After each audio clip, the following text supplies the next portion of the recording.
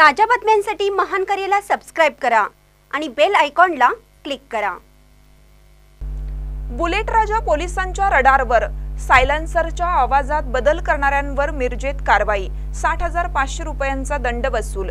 बुलेटच्या सायलेन्सरमध्ये बेकायदा बदल करून मोठ्या आवाजाने ध्वनी प्रदूषण करणाऱ्या बुलेट राजांवर मिरजेत पोलिसांनी कारवाईचा बडगा उगारला गेला।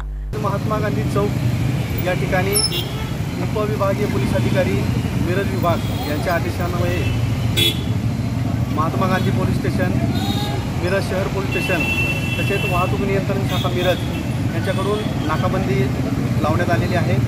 सदर नाकाबंदीमध्ये जे वाहन चालक लायसन न काढता त्याच्यानंतर मोठ्या आवाजामध्ये पुंगळ्या काढून जे बुलेट वापरतात किंवा इतर वाहन वापरतात, टू व्हीलर, ट्रिपल सीट, मोबाईलवर बोलणे, या प्रकारे जे वाहतुकीचे नियम न पाळता वाहन चालवतात त्यांच्या विरुद्ध एक मोहीम राबवलेली आहे।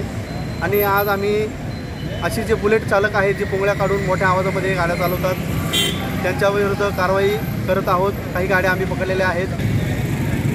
त्याचप्रमाणे सध्या लोकसभा इलेक्शनची आचारसंहिता लागू आहे। त्या दरम्यान कुठलाही अनुचित प्रकार होऊ नये, कुठलाही अवैध गांजा असेल, दारू असेल किंवा इतर काही गोष्टी असतील याची वाहतूक होऊ नये त्याकरता अचानक नाकाबंदी लावलेली आहे। बरीचशी वाहने चेक करून आम्ही कारवाई करत आहोत।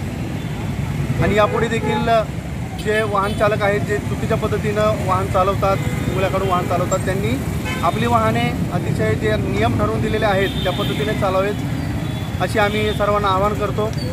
आणि यापुढे देखील ही कारवाई नियमितपणे चालू राहील। तरी सर्वांना विनंती आहे की आपले जे वाहन आहे ते जे नियम ठरवून दिलेले आहेत त्याच पद्धतीने चालवावं। गांधी चौक पोलीस स्टेशन, मिरज शहर पोलीस स्टेशन व वाहतूक शाखा मिरज यांच्या संयुक्त विद्यमाने सदरची कारवाई करण्यात आली।